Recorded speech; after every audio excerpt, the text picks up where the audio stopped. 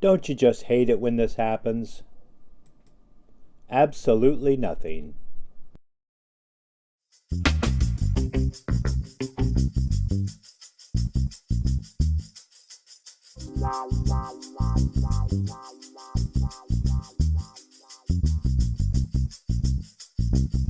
Our green and yellow send and receive signals seem to be working. The old Craftsman half horsepower. And the date on this little beauty is February of 2005, so it is 20 years old. We are getting power to the unit.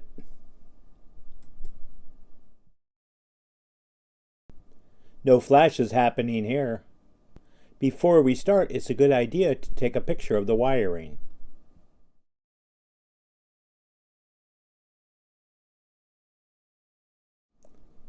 First, let's pull the release cord to disengage the latch. Disconnect the power supply. Both of these adjustments are right about 8 kilograms. First, we'll remove the line going to the wall switch.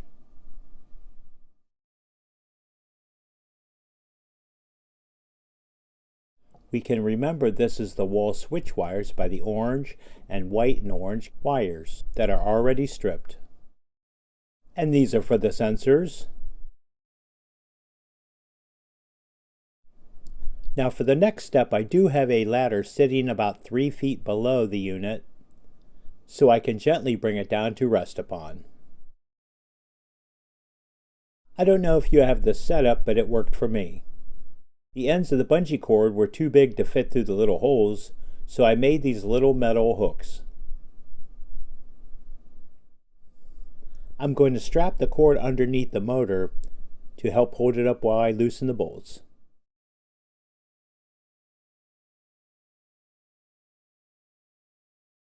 Once the bolts are out, I'm going to remove the bungee cord and lower the motor down to the ladder.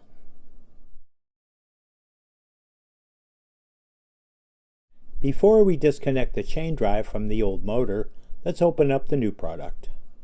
Like most things nowadays, this does not come with paper instructions, so you have to go online to get them. Today I'm just going to be replacing the motor part, not the track or the chain, which I will change out later. I just purchased the more basic model. This does not have Wi-Fi, comes with an interior garage door opener switch, and one remote control for your vehicle. I'll be loosening the nut to relieve tension from the chain. I'm going to use a marker in case I need some reference point when I tighten it back up.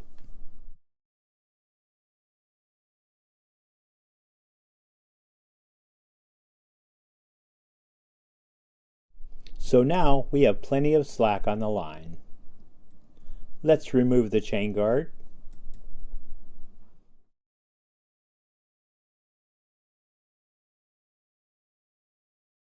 Remove the 2 bolts from the track mount.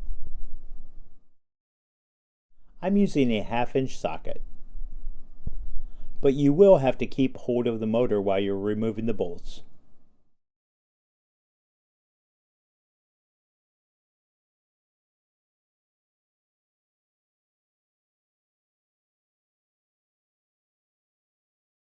Off to the electronics recycle station we go. The new chain guard on first.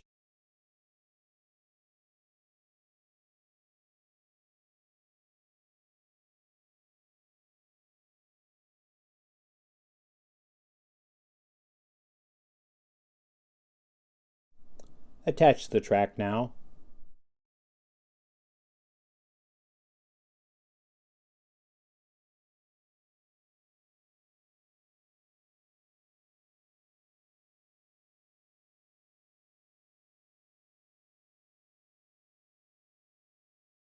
Next, we'll tighten up the tension on the chain. We've got the chain tension tightened up using the mark I put on the bolt. Now we're going to bring the motor back up and mount it to the ceiling. I'll be using the bungee cord again to hold it in place.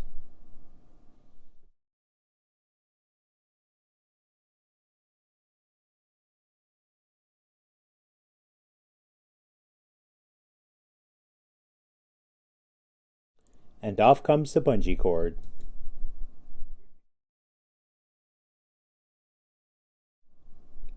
Here's the line for the garage push-button switch.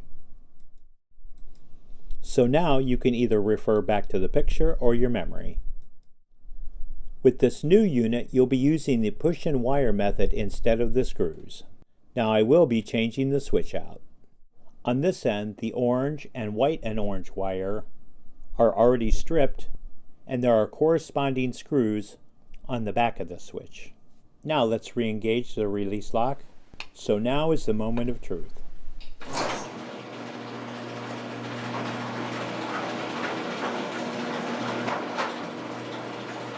On the back of the unit, we have the yellow Learn button. The little black button on the back is to engage the up and down travel adjustment. And the up and down buttons are to control the travel of the garage door, which can be easily adjusted. I will provide a link if you do need to adjust your up and down travel. Once I saw the unit was working good, I changed the send and receive sensors.